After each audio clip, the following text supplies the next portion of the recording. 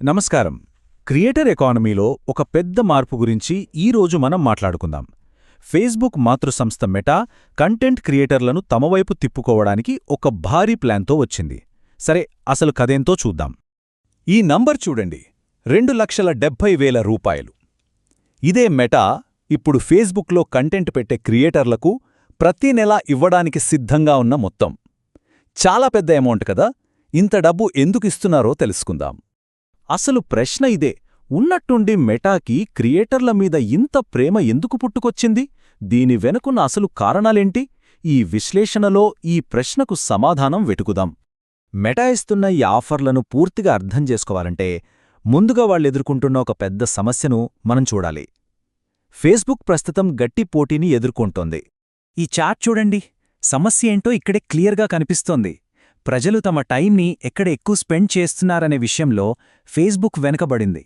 టిక్టాక్లో నెలకి యావరేజ్గా 33 గంటలు, యూట్యూబ్లో 27 గంటలు గడుపుతుంటే ఫేస్బుక్లో కేవలం 19 గంటల మాత్రమే. ఈ గ్యాప్ని తగ్గించడానికే మెటా ఇప్పుడు ఇంతలా ప్రయత్నిస్తోంది. ఈ మాటలన్నది ఎవరో కాదు, స్వయంగా meta CEO mark Zuckerberg. Facebook ఇప్పుడు క్రియేటర్లకు మొదటి చాయిస్ కాదు అని ఆయనే ఒప్పుకున్నారు. అందుకే ఇప్పుడు వాళ్ళు ఇంత పెద్ద పందెం వేస్తున్నారు. క్రియేటర్లను ఎలాగైనా వెనక్కి తీసుకురావాలన్నదే వాళ్ల ప్లాన్. సరే, మరి ఈ సమస్యను మెటా ఎలా పరిష్కరించాలనుకుంటోంది? వాళ్ల పరిష్కారంలో మొదటి భాగం ఈ క్రియేటర్ స్టూడియో. క్రియేటర్ల కోసం మెటా అందించే ఒక ముఖ్యమైన టూలిది. సింపుల్గా చెప్పాలంటే క్రియేటర్ స్టూడియో అనేది ఫేస్బుక్, ఇన్స్టాగ్రామ్లో కంటెంట్ క్రియేట్ చేసేవాళ్లకు ఒక కంట్రోల్ రూమ్ లాంటిది. పోస్టులు పెట్టడం నుంచి డబ్బులు సంపాదించడం వరకు ప్రతీదీ ఇక్కడ్నుంచే చూసుకోవచ్చనమాట. దీనిలో ఉండే టూల్స్ క్రియేటర్ల పనిని చాలా తేలిక చేస్తాయి. మీ పోస్ట్లని ముందుగానే షెడ్యూల్ చేసుకోవచ్చు. మీ వీడియోలకు ఎంత రెస్పాన్స్ వస్తుందో చూడొచ్చు. యాడ్స్ ద్వారా డబ్బులు సంపాదించవచ్చు. మీ ఫాలోవర్స్తో నేరుగా మాట్లాడొచ్చు. ఒక్క మాటలో చెప్పాలంటే కావలసినవన్నీ ఒకే చోట ఉంటాయి. ఇప్పుడు అసలు మ్యాటర్కొద్దాం. మెటా వ్యూహంలో అందర్నీ ఎక్కువగా ఆకట్టుకుంటున్నది డబ్బు. వాళ్ళు అందిస్తున్న కొత్త ఆర్థిక ప్రయోజనాలేంటో చూద్దాం. ఈ కొత్త ప్రోగ్రాం పేరే క్రియేటర్ ఫాస్ట్ ట్రాక్. వేరే ప్లాట్ఫామ్స్లో ఇప్పటికే ఫేమస్ అయిన ఇన్ఫ్లుయెన్సర్లను ఫేస్బుక్లోకి త్వరగా తీసుకురావడానికి దీన్ని తయారుచేశారు. ఈ టేబుల్ చూడండి. లెక్క చాలా సింపుల్. మీకు యూట్యూబ్, టిక్టాక్ లేదా ఇన్స్టాగ్రామ్లో 20,000 మంది ఫాలోవర్లుంటే నెలకి 9,000 రూపాయల వరకు సంపాదించవచ్చు. అదే 1,00,000 ఫాలోవర్లుంటే 92,000. ఇంకా 10 లక్షల కంటే ఎక్కువ ఫాలోవర్లుంటే నెలకు దాదాపు 2,78,000 రూపాయలిస్తారట. కాకపోతే ఇది కేవలం 3 నెలల ప్రోగ్రాం. అయితే ఈ డబ్బు పొందాలంటే కొన్ని కండిషన్స్ ఫాలో అవ్వాలి. మీరు వేరే ప్లాట్ఫామ్స్లో ఆల్రెడీ పాపులర్ అయి ఉండాలి. నెలకి కనీసం 15 ఒరిజినల్ రీల్స్ పోస్ట్ చేయాలి. మీ కంటెంట్ మీ సొంతమై ఉండాలి, కానీ దాన్ని వేరే చోట పోస్ట్ చేయకూడదనే రూలేమీ లేదు.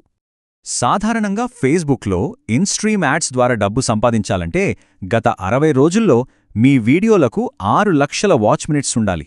ఇది చాలా పెద్ద టార్గెట్. దానికి తోడు కనీసం 10,000 మంది ఫాలోవర్లు కూడా ఉండాలి.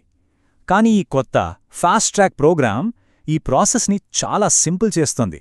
అర్హత ఉన్న క్రియేటర్లకు ఈ రూల్స్తో సంబంధం లేకుండానే వెంటనే డబ్బు సంపాదించే ఛాన్స్ వస్తుంది. సరే, ఈ ఆఫర్లన్నీ చూడ్డానికి భలే ఉన్నాయి, కానీ ఇందులో ఏమైనా మెలికుందా? ఈ ప్రోగ్రాంను ఒకసారి లోతుగా పరిశీలిద్దాం. ఇది నిజంగా క్రియేటర్లకు అంత మంచి అవకాశమేనా?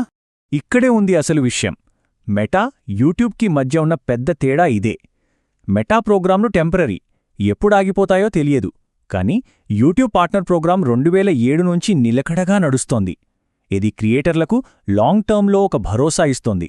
ఇక ఆదాయం విషయానికొస్తే ఇక్కడ కూడా పెద్ద తేడా ఉంది.